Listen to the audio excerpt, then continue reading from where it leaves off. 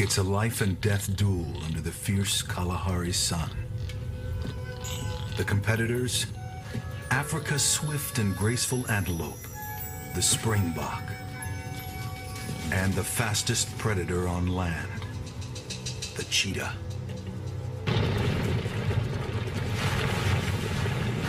Here, cheetah and springbok have evolved together, pushing each other to ever greater speeds.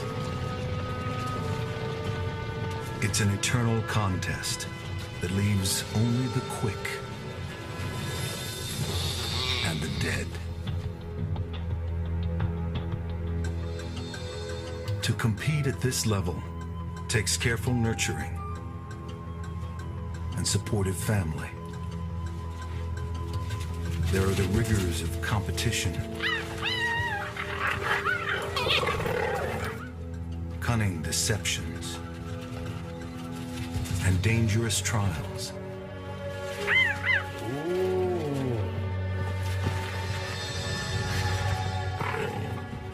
That ensure only the fittest will survive to compete in one of the most spectacular races on Earth.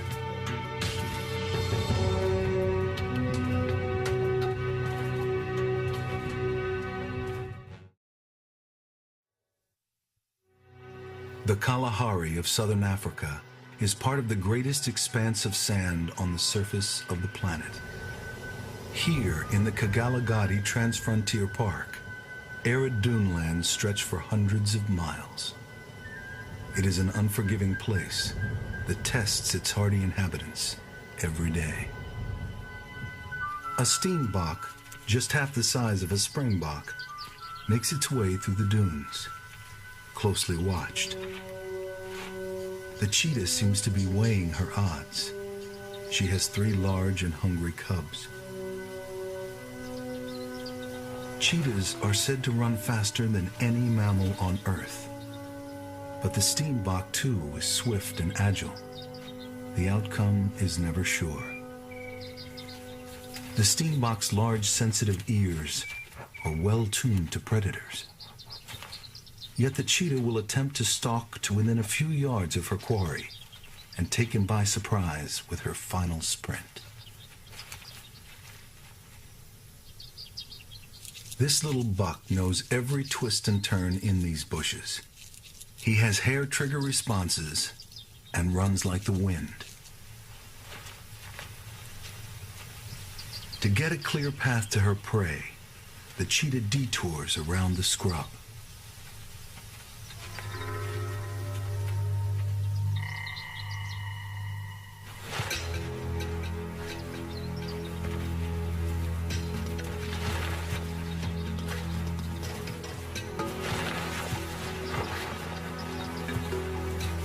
With long legs for drive, a long tail for balance, and a spine that acts like a spring, the cheetah is built for speed.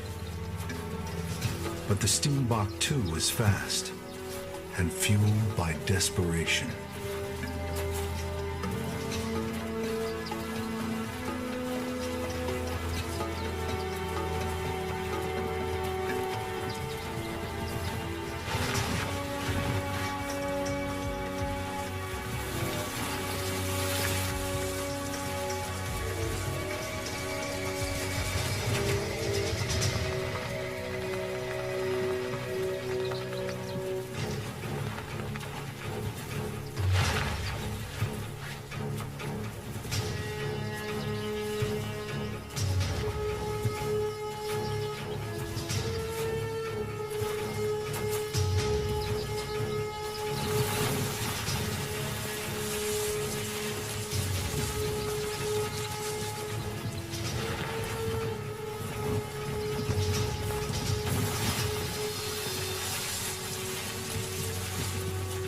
Kalahari cheetahs have far more misses than kills. This time, she beats the odds.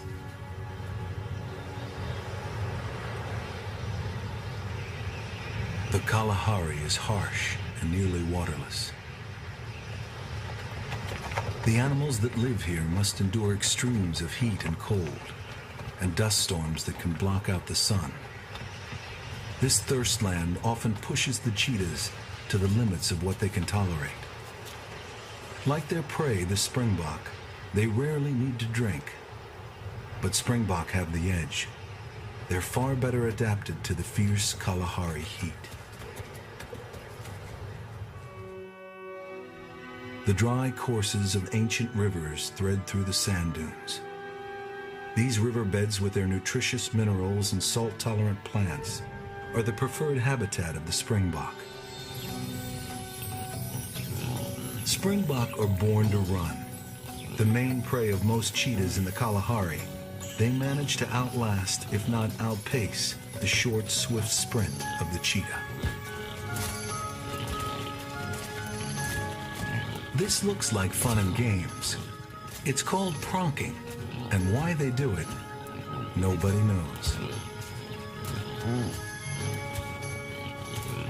It may confuse predators or discourage them in a show of fitness and agility, or just be training for the big events that could claim their lives. But whatever the springbok do, cheetahs will be watching. The mother and her cubs follow the show with close attention.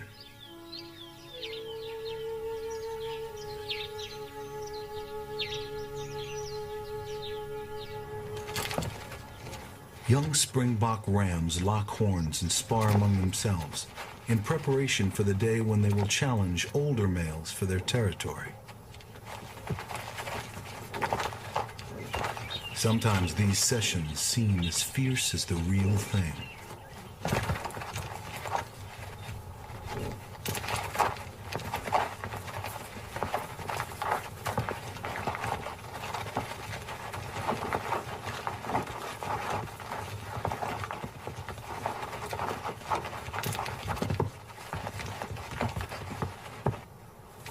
Someday they will fight for the loneliest and most dangerous position in the springbok world. This is the winner's prize. A harsh, solitary vigil, staking out hard-won territory in the dry riverbed. He waits, day after day, enduring heat, hunger, and predators, for a breeding herd to enter his realm. Meanwhile, the cheetah mother and her cubs devour a hard-won kill. But a hyena, with its unerring sense for an easy meal, homes in on the cheetah family.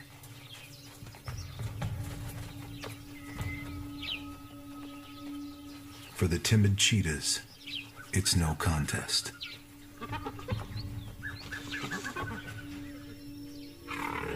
One cub shows some attitude, but cheetahs are no match for the powerful jaws of a hyena.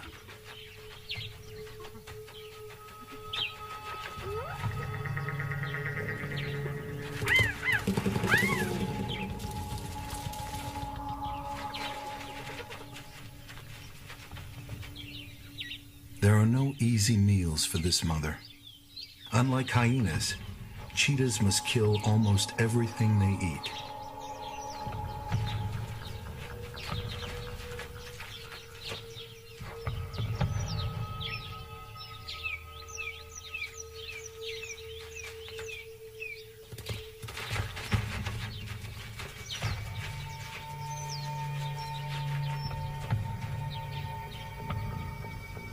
Her prey is hard to catch and nearly as hard to keep. She may have to hunt again in the heat of the day, when her body temperature could soar to dangerous levels.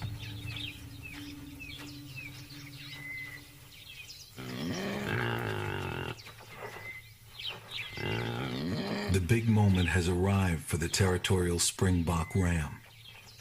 A breeding herd has come by. He wastes no time as he checks each ewe for signs that she's receptive. Most of them ignore his attentions.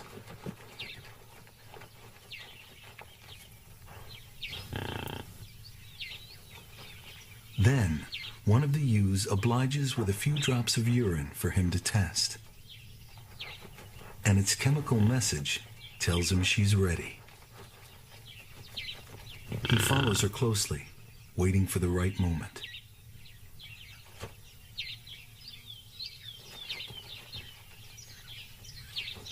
And with a single well-aimed thrust, the act of procreation is over.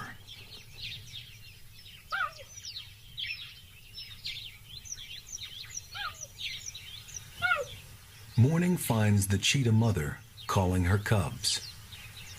They've gone exploring without her, but the Kalahari is full of danger for curious cats. The cubs have discovered a wounded gemsbuck that may have escaped from a lion. It's weak, but something tells them they're still out of their league. They're intrigued, but they don't know what to do. Its horns could be lethal. It's too big even for their mother to tackle.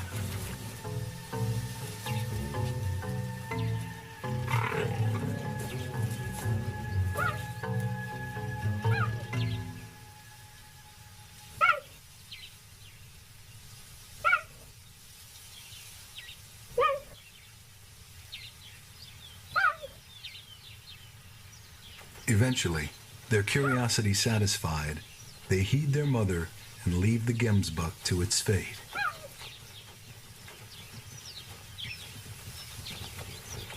In the dry riverbed, the male springbok has a problem.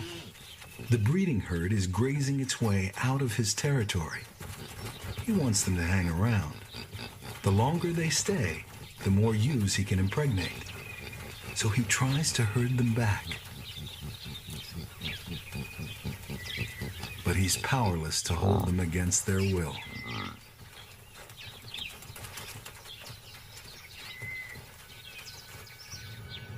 In the low brush along the riverbed, the cheetahs begin their stalk. The herd grazes in a wide part of the bed where there's no cover.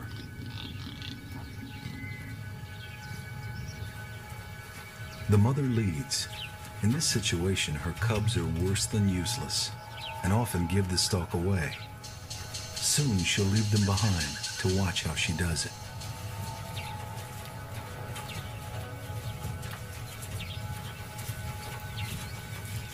The ram, distracted by his wandering herd, hasn't seen the cheetahs closing in on him, barely 100 yards away.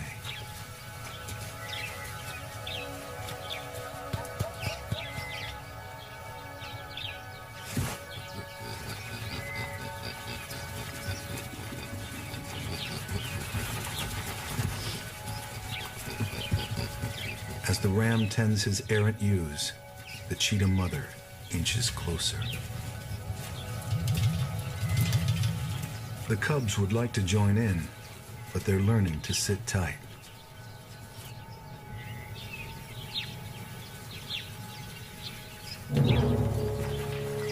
The mother makes her move.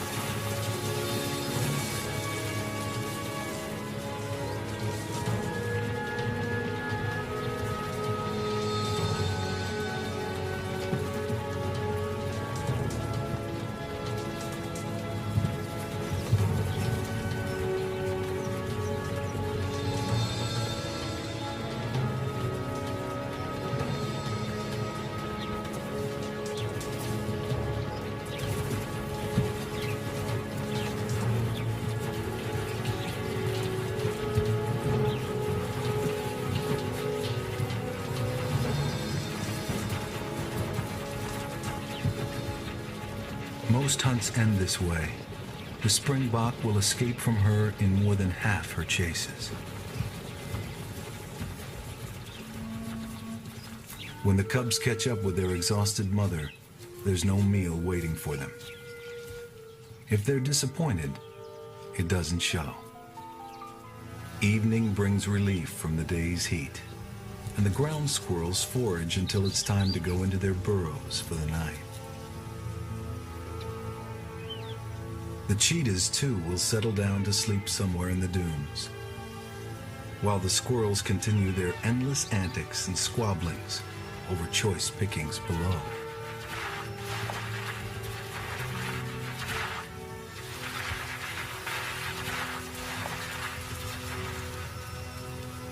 One spots trouble on the horizon. House guests from hell. And there's no doubt where they intend to spend the night. The sharp-nosed visitors hardly acknowledge the squirrel's existence and are about to take over their burrows.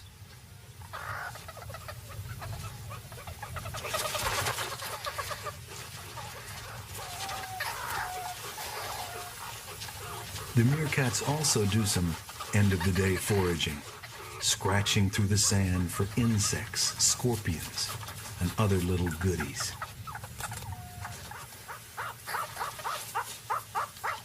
Some clear the burrows they will sleep in tonight.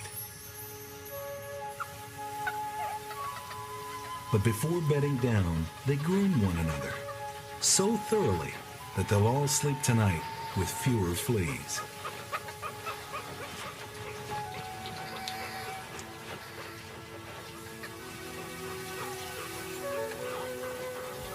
The reluctant hosts look glum.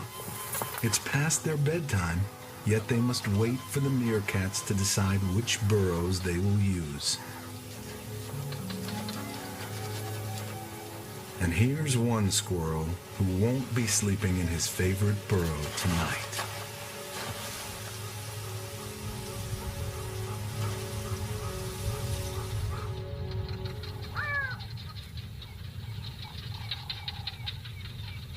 Sunset reveals a newcomer to the area. A young male cheetah sprays his final declaration for the night. He and his male partner, both young bloods in the area, are intent on extending their territory. They ventured well beyond their usual range. But tonight they'll still sleep to the familiar calls of barking geckos.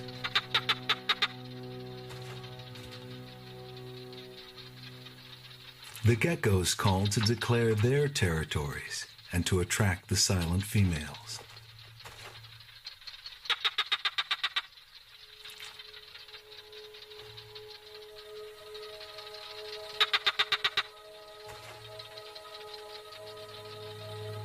Not far off, the cheetah mother and her cubs are sound asleep, oblivious to the summertime chorus around them.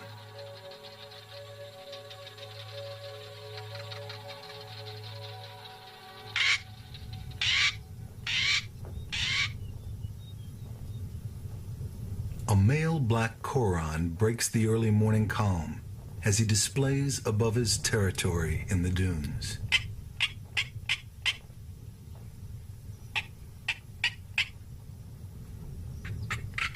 These birds are common throughout the Kalahari and act out their noisy disputes with spectacular aerial displays.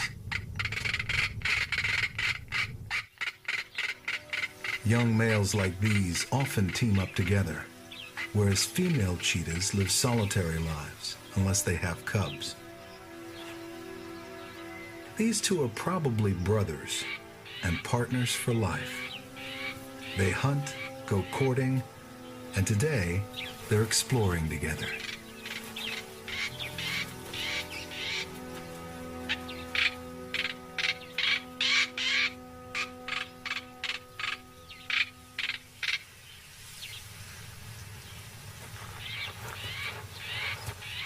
At certain trees, they stop to sniff and spray.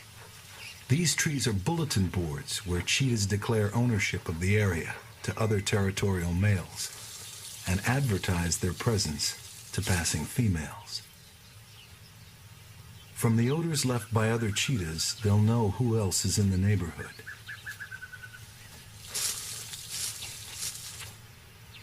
and they will surely know that they are trespassing.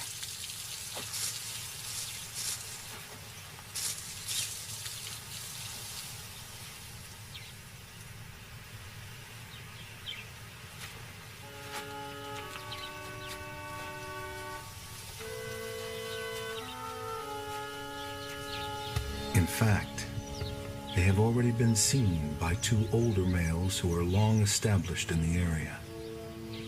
The older pair respond immediately.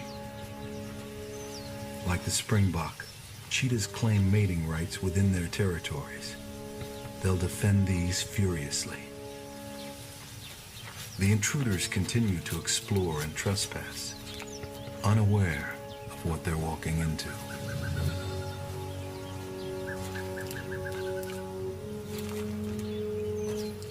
Only now do the youngsters pause and seem to sense the trouble they're in.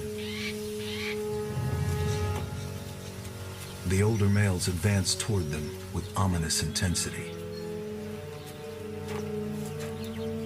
Male cheetahs will sometimes kill one another in territorial fights.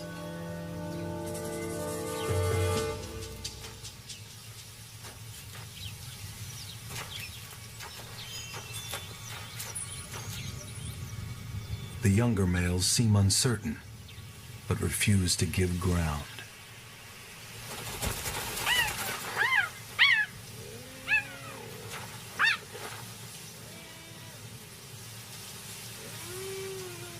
The older males flank the youngsters threateningly.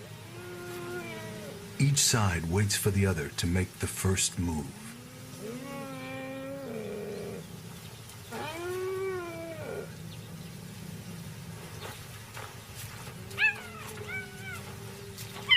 And then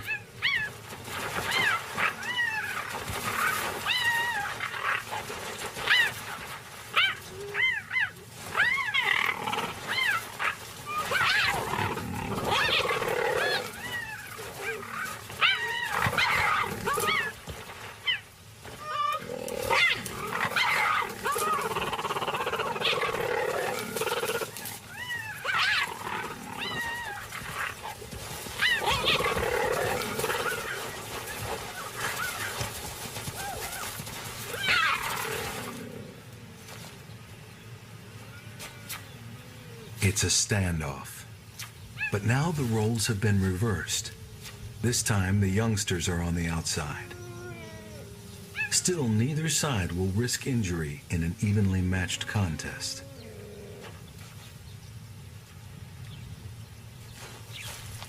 But then, surprisingly, the older males begin to slink away in strangely exaggerated slow motion.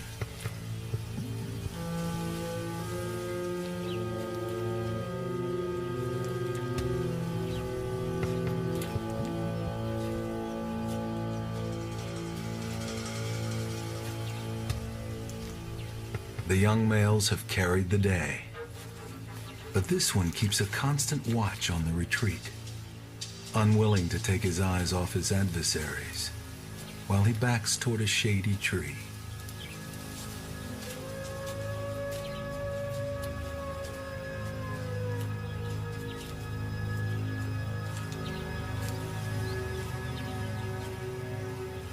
It's all over. The older males head off, leaving the intruders to savor their extended territory. High on a dune, above the riverbed, ostriches have made their nest. And when a jackal appears to be just passing by, the male ostrich is not fooled.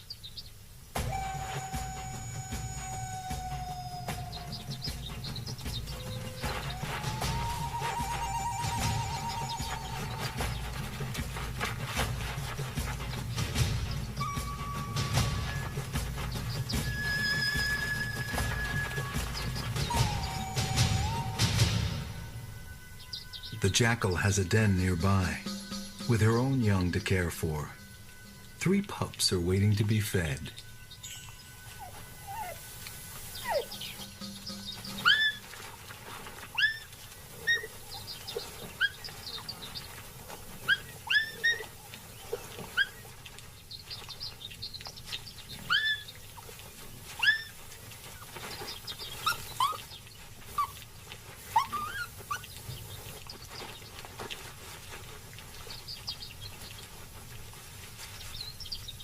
The first chick has made his debut, and within a few days, most of the other eggs will also hatch.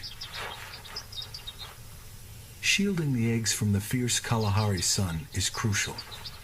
The male ostrich meticulously arranges them to make sure his body covers every one. Temperatures can soar in the Kalahari, often to over 110 degrees, and the sand becomes unbearably hot.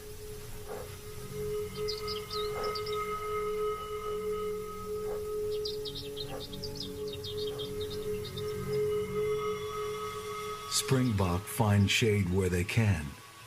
Sometimes there's barely enough. Others carry their shade with them. Sheltered under their own bushy tails, ground squirrels forage in the hot sun. They'll also dig to cooler sand, which they throw over their backs in a shower. They then press their bodies into the pits they've dug for a few degrees of relief. The cheetah males have taken refuge in the shade, while nearby gemsbuck keep an eye on them. Prostrate with the Kalahari heat, the cats must pant heavily to keep cool. Springbok don't have to drink. They can usually get enough moisture from what they eat. The herd is browsing the flowers that have blossomed in the wake of an all too brief shower.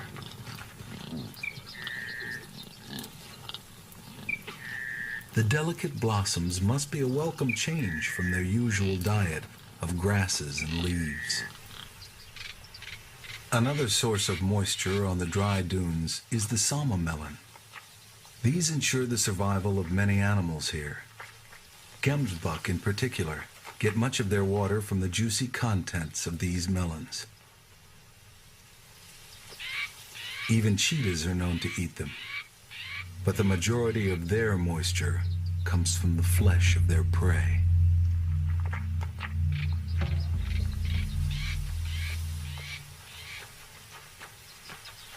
They see what they're after, and the hunt is on.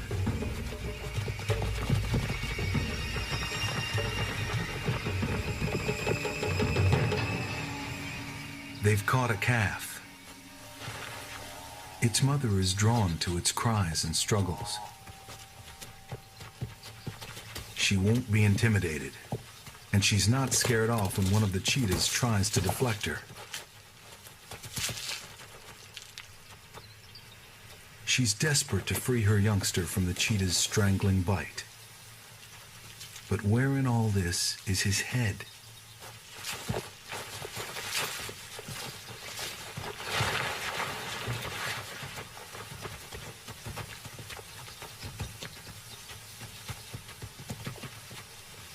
The calf seems none the worse for its adventure, and its mother turns her attention again to the cheetahs.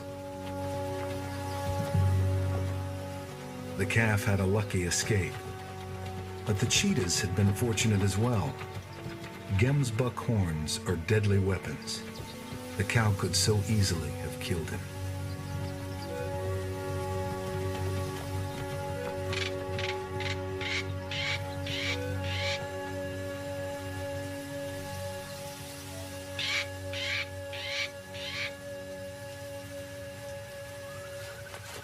In the past few days, the ostrich eggs have been hatching fast, and the male has been swallowing quantities of the calcium-rich shells, often with the soft inner lining still attached.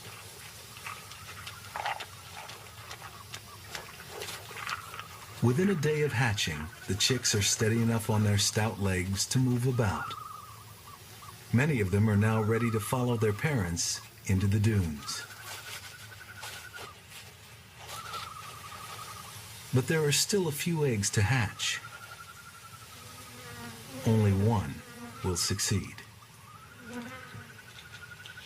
The parents will wait only long enough for this chick to become a little steadier on his legs before leading their brood away into the dunes, followed perhaps by an ever-hopeful jackal. It's a slow start.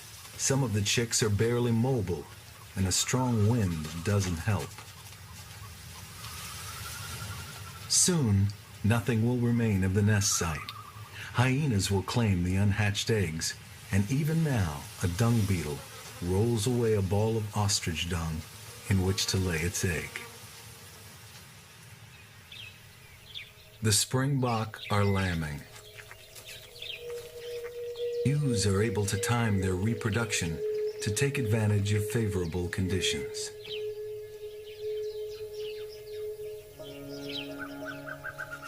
The ewes also synchronize their birth, so for about a month, the market is flooded with an abundance of small, easy meals. The arrival of this youngster has attracted some curious ewes, but the sooner they leave the mother and her newborn, the better. So much attention could attract predators. The newborn lamb is defenseless and must stay hidden for about the first 20 days of its life. Within a month, this wobbly youngster must be swift enough to run with the herd.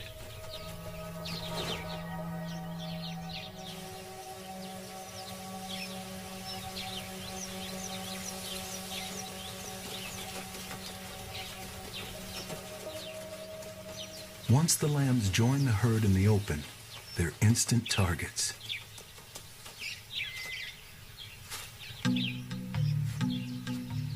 In the ancient race, the lambs must try their legs, and the cheetah cubs must learn to hunt.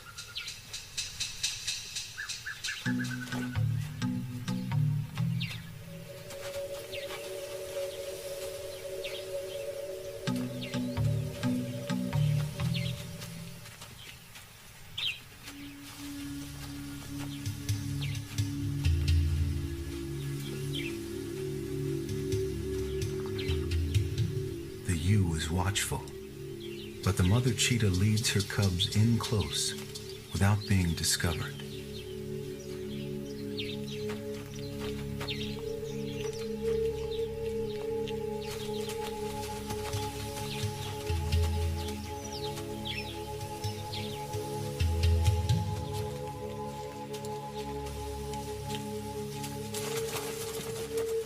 The lamb must also master the exuberant art of pronking, but his timing is terrible.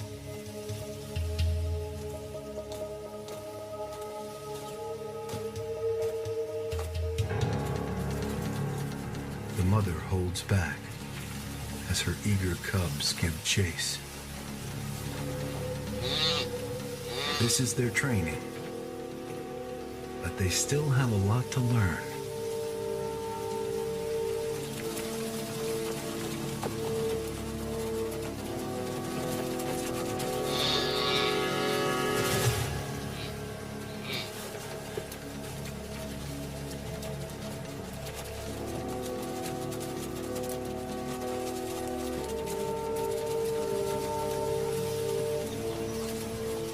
Right now, all the cub can do is trip up this small prey. The mother will be needed for the kill.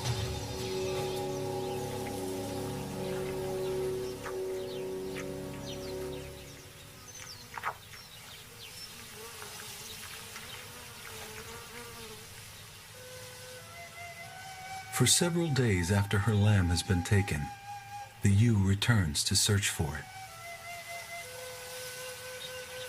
Maybe it's over there. Or is it there? She doesn't seem to comprehend that her lamb has gone for good. It's only lost. It'll turn up soon.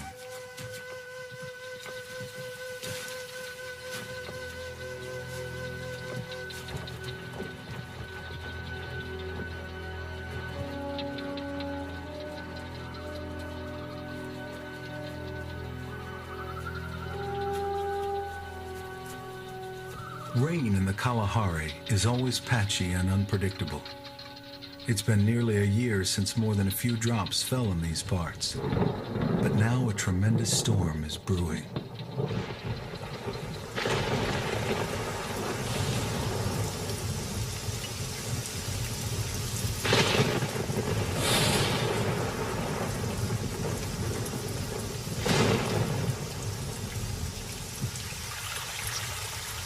By dawn, water is pouring off the land into the old riverbed. For the first time in years, a river is flowing where just yesterday there was only bone-dry sand.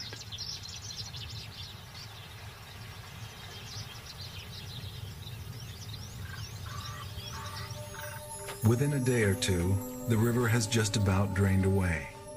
But the water has worked its magic as ephemeral plants of the desert put on a show. The dunes support a riot of blossoms. A bumper crop of bitter gemsbuck melons and sama melons ripen for the lean times that will surely return. The rains have ensured that in this part of the Kalahari, there is grazing for the springbok, and springbok for the cheetah.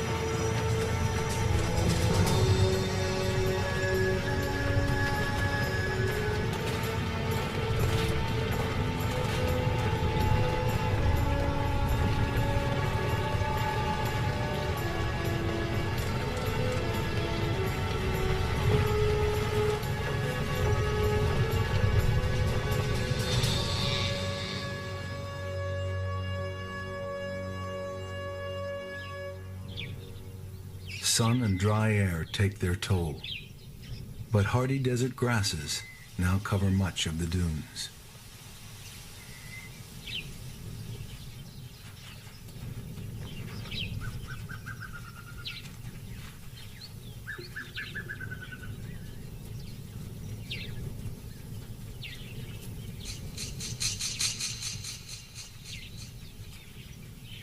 The small ostrich chicks are easy targets in the riverbed. The mother and her cubs can take their time.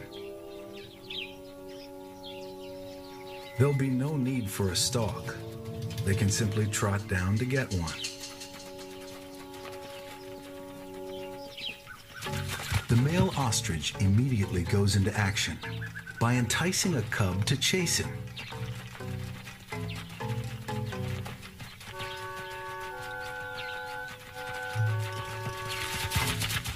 On powerful legs, he leads the cub away from the chicks.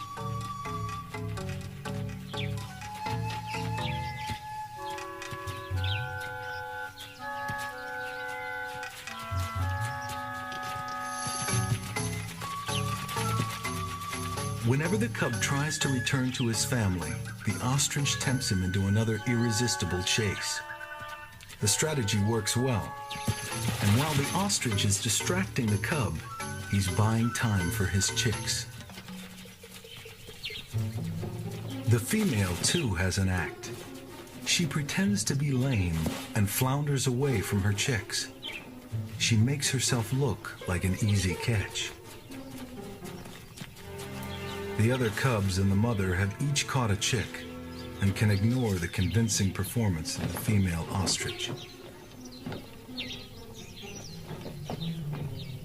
But the inept cubs are not sure what to do with their chicks. Meanwhile, the male ostrich continues his teasing game and almost looks as though he's enjoying it.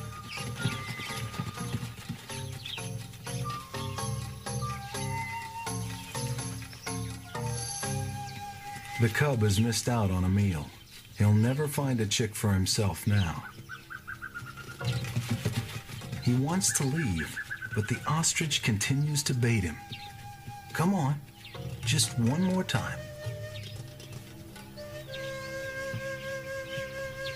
The game is worn thin.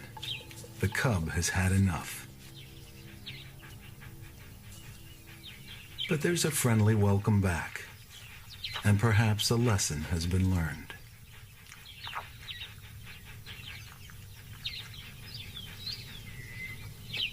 Six months have passed, and the dawning of a Kalahari winter's day can be intensely cold. Temperatures well below freezing are not uncommon. The first meerkat to emerge from its burrow faces the sun to warm up, while nearby, young springbok rams engage in an awkward bout of sparring.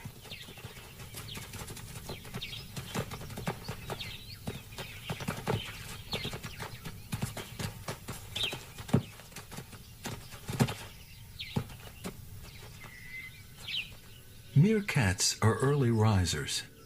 Soon they're all solemnly assembled for their morning worship of the winter sun.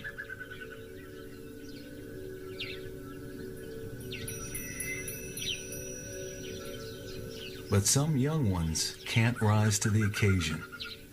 They're asleep on their feet.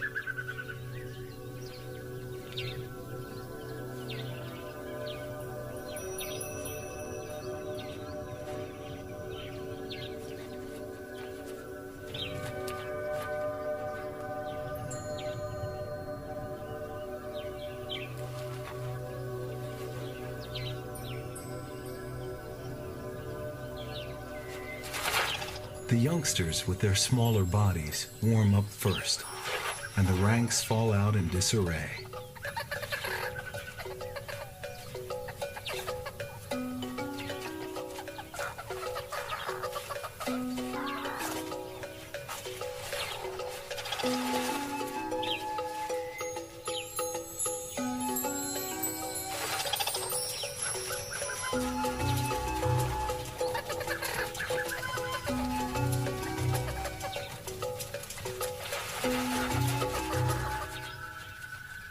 From a distance, a solitary meerkat watches all the fun. She's down on her luck. Cast out by the group, she has spent the night with the squirrels. The rest of the meerkats still watch her carefully. She may have once been a rival to the dominant female, or even the pack's previous leader. Now she's reduced to consorting with squirrels.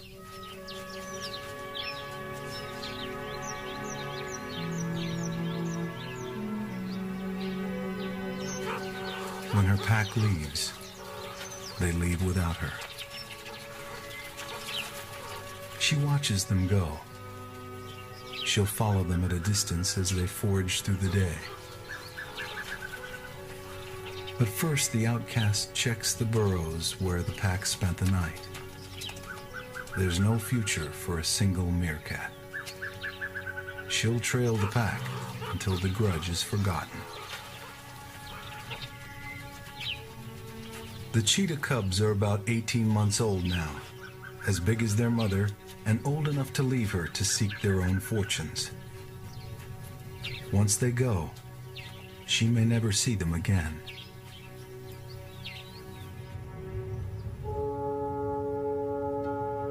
But she may not be alone for long.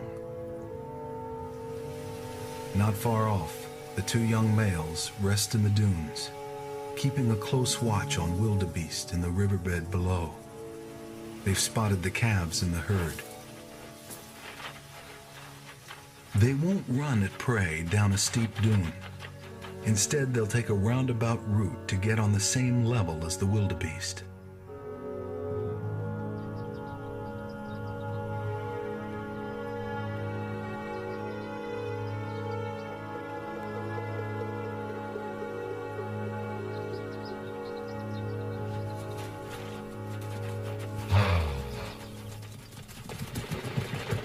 At first, only some of the herd see the cheetahs, but soon they're all in full flight. They've caught a calf, but once again, they may have to contend with the ferocity of maternal instinct.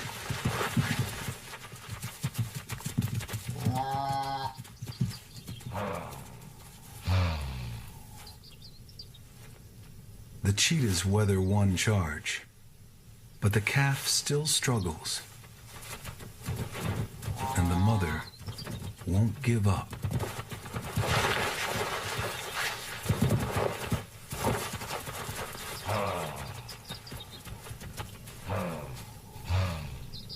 Another charge like that one, and the mother might have her calf back.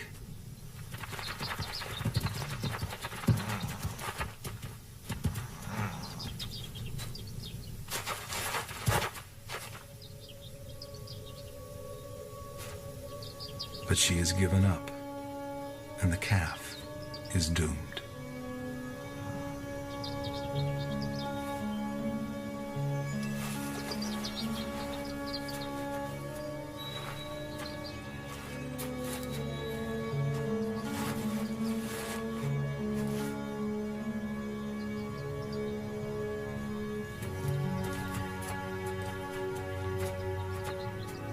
One of the brothers has paid a price for their meal. He's bleeding from a horn wound in his thigh.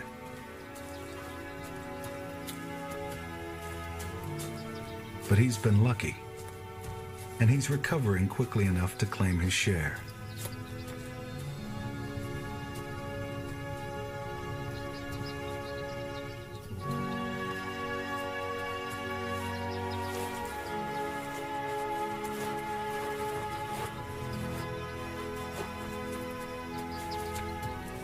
Cheetahs can take a heavy toll on wildebeest calves.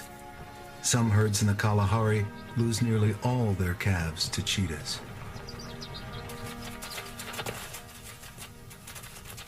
Although these young springbok won't reach breeding age until the age of 2, they spar endlessly, practicing for the battles ahead.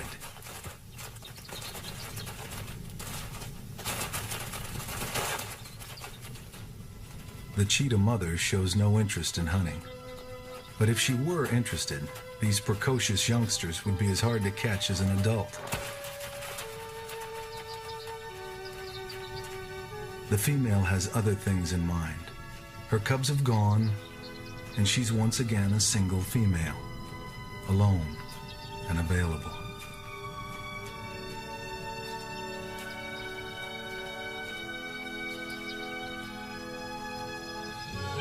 The young males are the first to get her message from the scent she has left in her wake, and they're urgently pursuing her. They're eager to get to her before any other males that might be around. They call to her with chirps that can carry for a mile or more, but she could be anywhere in these dunes. She may even be hiding from them.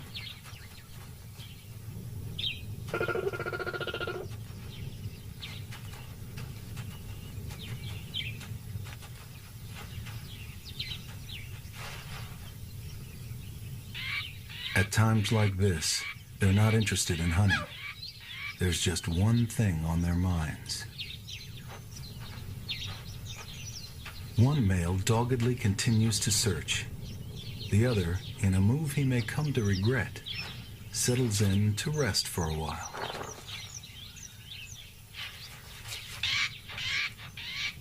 The more enterprising male is rewarded with a clue. The female has urinated here recently. It must be close.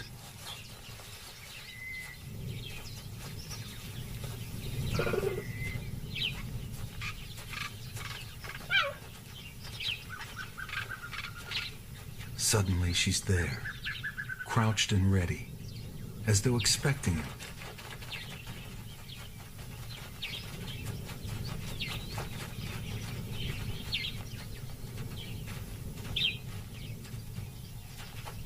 She accepts his approach.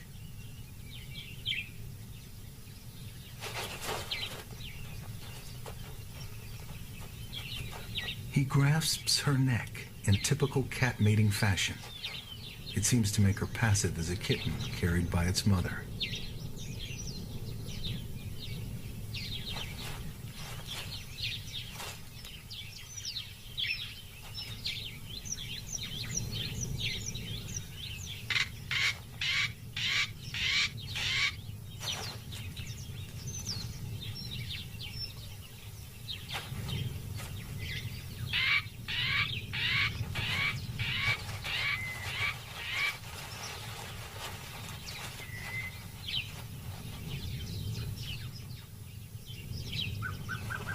Then abruptly, she lets him know it's over.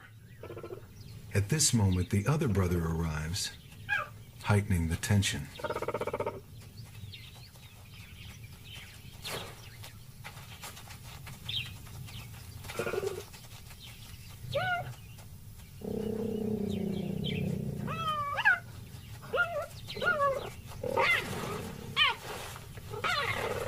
The brothers usually share their females, and he tries now to stake his claim. She's having none of it.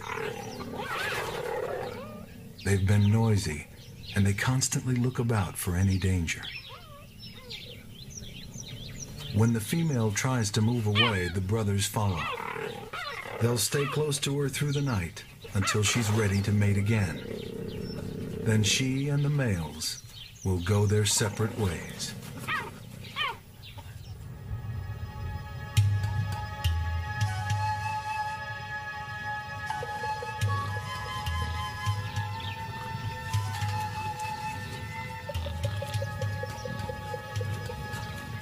Once more, the female is alone and hunting.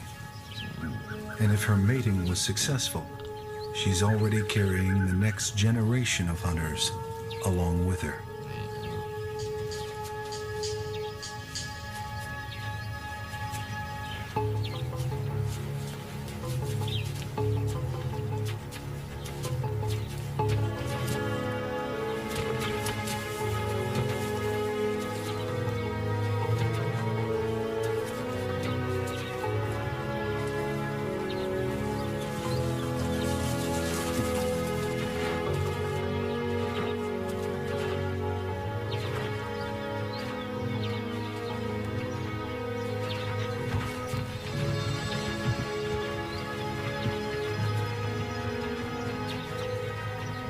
Cheetah and springbok are both runners in the bigger race of evolution. They have honed each other to extraordinary perfection, matchless in their grace and stunning speed.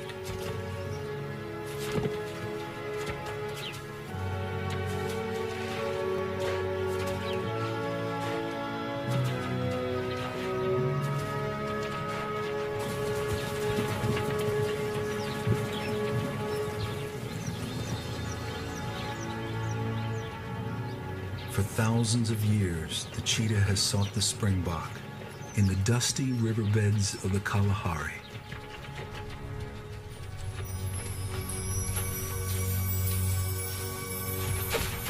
In this never-ending competition, both are winners. Maybe the beauty and splendor of their wild ballet is their celebration. Cheetah and springbok, incomparable athletes who, as they go, barely seem to touch the earth.